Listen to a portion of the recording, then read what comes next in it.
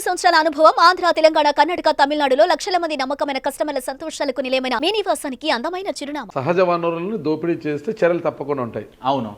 Okay, మరి అదే సహజ వనరుల కింద వచ్చే ఇసుకను మీరు దోపిడీ చేస్తున్నారు. కోట్లింగాల గాడి దగ్గర ర్యాంపుల్లో కావచ్చు, పేపర్ మిల్స్ దగ్గర కావచ్చు. ఇక్కడ ఇంకోటి లాలా చెరువు సెంటర్లో గతంలో ఒక పెద్ద ఇసుక కొండ ఉండేది. ఆ ఇసుక కొండను కాస్త మాయం చేసేశారు. అసలుకు అనుమతి లేకపోయినా కూడా మొత్తం ఇసుకనంతా తరలించేస్తున్నారు అన్న విమర్శలు ఈరోజు వైసీపీ నుంచి వినిపిస్తున్నాయి. అది కూడా సహజ వనరుల్లో ఒకటి ఇసుక. మొత్తం ఆదిరెడ్డి వాసి గారు ఎమ్మెల్యేగా గెలిచినప్పటి నుంచి కూడా ఆయన చూపంతా ఇసుక మీద మద్యం పైనే ఉంది అని అంటున్నారు. మరి మీ సమాధానం ఏంటి? వాస్తవమే, నా చూపంతా కూడా ఇసుక మీదే ఉంది. ఓకే, ఉచితంగా ఇసుకని ప్రజలకి సరఫరా చేయాలి, వ్యాపారస్తులు ఎక్కడ కూడా ఇబ్బంది పడకూడదన్న ఆలోచనతోటే నా చూపు ఉంది. మద్యం ప్రజలకి అధిక ధరలు లేకుండా ఏదైతే ప్రభుత్వం పెట్టిన పాలసీకి అనుగుణంగా వ్యాపారం చెయ్యాలన్న దాని మీద చూపు ఉంది. వీళ్ళు ఎలా ఉందంటే దొంగడు దొంగ అన్నట్లుంది. మీరు 5 సంవత్సరాలు దోచేశారు ఇసుకని. ఇప్పుడు ఏదైతే లాలా చెరువు చెప్తా ఉన్నారో ఎవరి పాత్ర ఉంది అంటే నోటికి వచ్చినట్లు ఇప్పుడు అధికారంలో ఉన్నాం కాబట్టి ఆదిరెడ్డి వాసు పాత్ర అంటే సరిపోదు. గత 5 సంవత్సరాలు మీరు దోచారన్నదే నేను చెప్తాను. ఒక్కొక్క ర్యాంపు నుంచి 2 లక్షలు చొప్పున రోజుకి 25 లక్షల రూపాయలు ఇసుక నుండి ఆదిరెడ్డి వాసుకు అందుతోంది అని వైసీపీ ప్రచారం. 25 లక్షలు రోజుకి 25 లక్షలు నెలకి 7.5 కోటి. 7.5 కోటి అన్న ఎక్కడుందో చెప్పమనండి అన్నా బాబు. అంటే వాళ్ళు లెక్కలైనా జగన్ గారు ఎలాగైతే వాళ్ళు చేసిన దాన్ని నేను కూడా చేసేస్తున్నానేమో అని ఆలోచనలో ఉన్నారేమో. అవసరం లేదు. ఇది ఏదైతే ఇసుక ఉందో చాలా పారదర్శకంగా నడుస్తూ ఉంది. నా నాయకులు ఒక పాత్ర లేదు. సొసైటీల ద్వారా నడిపిస్తూ ఉన్నాం. సొసైటీలో ఎవరైనా తప్పు చేస్తే నేనే గౌరవ కలెక్టర్ గారికి ఫోన్ చేసి వీళ్ళు తప్పు చేస్తున్నారు ఆపండి అని కూడా చెప్తా ఉన్నాను. గత 10 రోజుల్లో కోట్లింగాల రేవులో కొన్ని సొసైటీలు కూడా ఆపించాను కలెక్టర్ గారికి చెప్పి. మరి ఏ తప్పు చేశారని కొన్ని సంవత్సరాలుగా నిర్వహిస్తున్న శ్రీ వెంకటేశ్వర శాండ్ సొసైటీ వారిని రద్దు చేయించి మీ అనుచరులు కట్టబెట్టాలని చూస్తున్నారంట. వెంకటేశ్వర శాండ్ సొసైటీ ల్యాండ్ ఓనర్కి సమస్య ఉంది.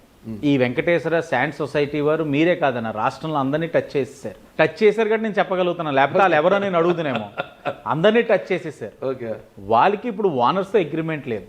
ఓకే, ఎంత డీటెయిల్డ్గా అంటే ఏంటి విషయం అని చెప్పి నేను కూడా సబ్జెక్ట్ తెలుసుకున్నాను. వాళ్ళకి 100 మీటర్లు ఇస్తే కోటికి 200 మీటర్ల మీద వెళ్ళి స్టే తెచ్చేసుకున్నారు. ఓకే, కానీ మీకు అగ్రిమెంట్ 100 మీటర్ల మీద ఉంటే నీకు కోర్టు స్టే వస్తుంది. పక్క సైట్ కూడా అగ్రిమెంట్ లేకపోయినా కోర్టు స్టే ఇచ్చేసింది. కానీ ప్రస్తుతం కలెక్టర్ గారు అనుమతులు ఉన్నాయంట కదా వాళ్ళకి?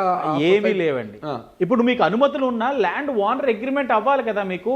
ఓకే, ఎవరైతే లేడీ ఉన్నారు కాతేరులో ఉంటారు ఆవిడ లేడీ, ఆవిడ కూడా అందరు లీడర్స్ దగ్గరికి వెళ్ళిపోయారు. ఆవిడ నేను ఎవరికైనా ఇస్తాను కానీ ఈ సొసైటీ వాళ్ళకి ఇవ్వను అని అంటున్నావన. వెంకటేశ్వర ఏదంటే శాండ్ సొసైటీ నగరంలో మా జనసేన నాయకులు చెప్పారు, మా టీడీపీ నాయకులు చెప్పారు, మా బీజేపీ నాయకులు చెప్పారు. ఆఖరికి ఈ పరిస్థితి వచ్చి వీళ్ళందరూ కూడా అన్యాయం అవుతున్నారని చెప్పి ఆ ఓనర్ ఎవరని చెప్పి నేను ఆ ఓనర్ని కూడా సంప్రదించి అమ్మ ఏంటి వాళ్ళకి సొసైటీ ఉంది కదా మీరు ఇవ్వచ్చు కదా అంటే నేను ఇవ్వనండి, ఇప్పుడు దాకా అయితే ఏదైతే అమౌంట్ ఉందో కోటికి కట్టేరాలు వాళ్ళ అగ్రిమెంట్ ల్యాప్స్ అయ్యింది, నేనైతే అగ్రిమెంట్ చేయను అని ఆవిడ అగ్రిమెంట్ చేయకుండా వెళ్తా ఉన్నారు.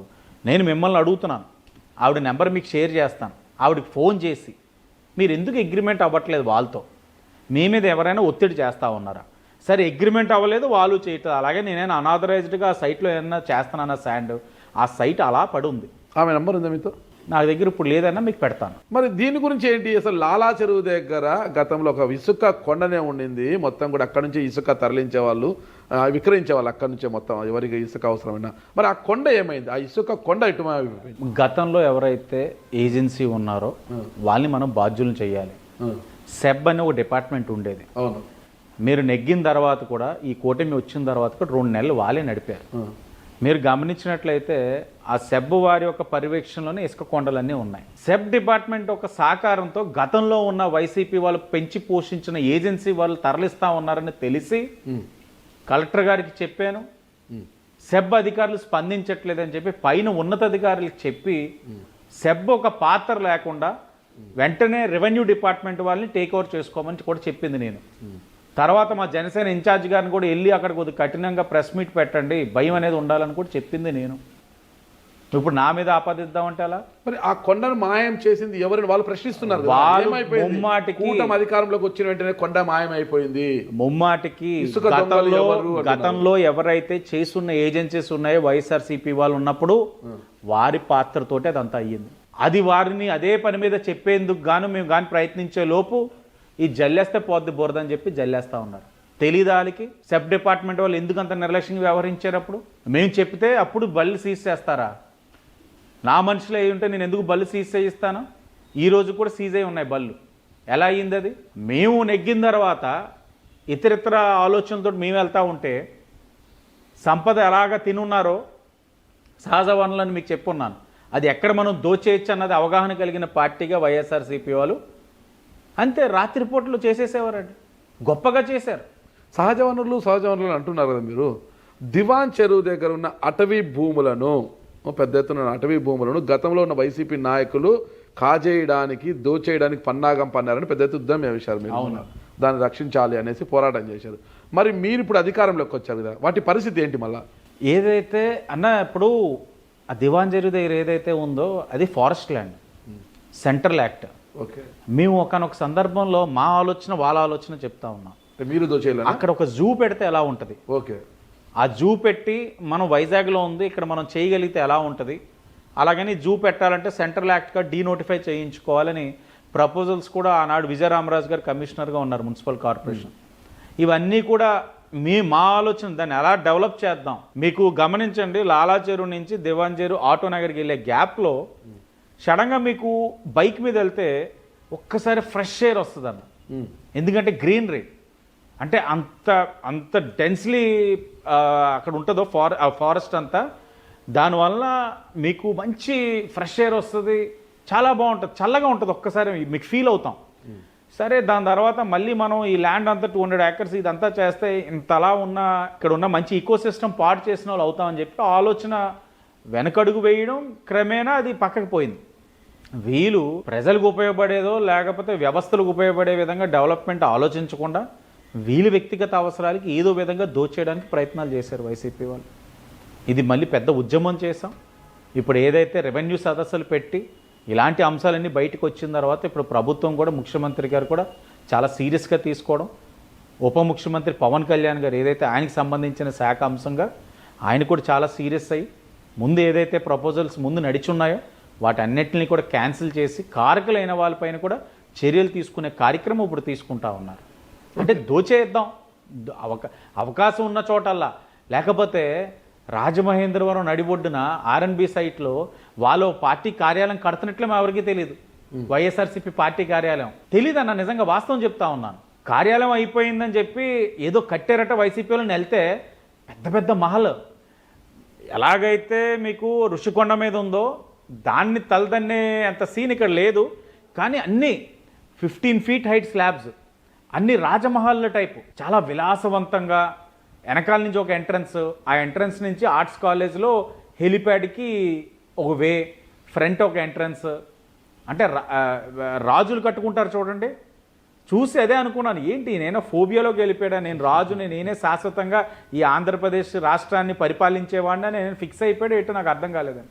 అది కూడా ఒక ప్రాపర్ అకౌంట్ లేదు, ఎలా కట్టారు ఏంటి దేనికి ఏవి కూడా ఏవీ లేవు. మరి రాజమండ్రిలో అంబేద్కర్ గారి రాజ్యాంగమే నడుస్తోంది, మీరు అన్ని కూడా క్రమ పద్ధతిలోనే ఒక పద్ధతి ప్రకారం నడుచుకుంటున్నప్పుడు మద్యం షాపుల విషయాల్లో ఇతర ఇసుక ర్యాంపుల విషయాల్లో బాబు గారు మిమ్మల్ని పిలిచి మందలించారు అన్న ఒక ప్రచారం కూడా బయట ఉంది. అదే అబ్బాయిని కొట్టారని చెప్పినందుకు ఇప్పుడు నన్ను మందలించారని చెప్పాలి, అంతేనా? బ్యాట్ ఇచ్చి కొట్టారని వెళ్ళింది కాబట్టి నన్ను మందలించాలి. ఎవడు నమ్ముతాడండి ఇవన్నీ? బాబు గారు నేను కలిసిన సందర్భాలు ఈ మధ్యలో మొన్న పేపర్ మీద ఏదో సమస్య వచ్చినట్టు కలిసి అంతా ఎక్స్ప్లెయిన్ చేశాను, వచ్చేసాను అంతే. నా పనితీరు బాగుంది, IVRS పెట్టారు, చాలా బాగా వచ్చే ఉంటుంది, ప్రజలు హ్యాపీగా ఉన్నారు, ముగ్గులు పోటీలు పెడుతున్నారు, ఆడవాళ్ళందరూ వచ్చి సంతోషంగా గత 5 సంవత్సరాలు ఒక్క రేషన్ కార్డు ఇవ్వలేదు, ఇవ్వండి అమ్మ కొత్త అని అడుగుతున్నారు, కొత్త పెన్షన్లు ఇమ్మన్నారు. ఎక్కడైనా ఏదైనా ప్రాంతంలో ఇబ్బంది వస్తే అమ్మ వాళ్ళందరూ మమ్మల్ని ఇబ్బంది పెడుతున్నారంటే వాళ్ళు ఎదురుంటే పోలీసులు ఫోన్ చేస్తున్నారు, లోపల వేసేయండి అని చెప్తున్నా. ఇంకెంత ఆనందంగా ప్రజలు ఉన్నారు, వ్యాపారస్తులు ఆనందంగా ఉన్నారు. ఆనందంగా లేని వాళ్ళు ఎవడంటే వైసీపీలోని అందులో ఒకడే ఉన్నాడు, ఆత్మలో తిరుగుతున్నాడు చుట్టూ. వాడు ఇంకేం చెప్పాలి, అతనికి జరిగిన ప్రతి ఎపిసోడ్ని నా మీద రుద్దాలని చూస్తున్నాడు. అంటే అతన్ని చేసింది ప్రతిదీ ప్రజలు నమ్మారు. ఇప్పుడు నేను కూడా ఏదో విధంగా ఆ ప్రజల్లోని ఈ యొక్క అన్ని అంశాల్లో నేను ఉన్నానని నమ్మించడానికి ప్రయత్నం చేస్తున్నాడు. కానీ జనాలు తెలివైన వాళ్ళండి, వీళ్ళకి తెలియదు. మీ చుట్టూ తిరుగుతున్న ఆత్మే మార్గాన్ భరతరామ్ చీరలు ఇచ్చేస్తే ఇష్టం వచ్చినట్లు మనం ఏది పడితే చేసేస్తే జనాలు ఓట్లు వేసే పరిస్థితి లేవు. సరే, అది ప్రజలు అనేది ప్రతి 5 ఏళ్ల కోసం వాళ్ళ మైండ్ సెట్ మొన్న భరతరామ్ గారిని వ్యతిరేకించడం వచ్చి మళ్ళీ 5 ఏళ్లకు మిమ్మల్ని వ్యతిరేకిస్తారా లేదని తెలుసుకోవాలంటే ఇంకా చాలా టైం ఉంది, 4 సంవత్సరం టైం ఉంది. అప్పుడు మనం మాట్లాడదాం మళ్ళీ దాని గురించి ఎందుకు. సుమన్ టీవీలో మీ పర్సనల్ అండ్ బిజినెస్ ప్రమోషన్స్ కోసం కింది నెంబర్కి కాంటాక్ట్ చేయండి.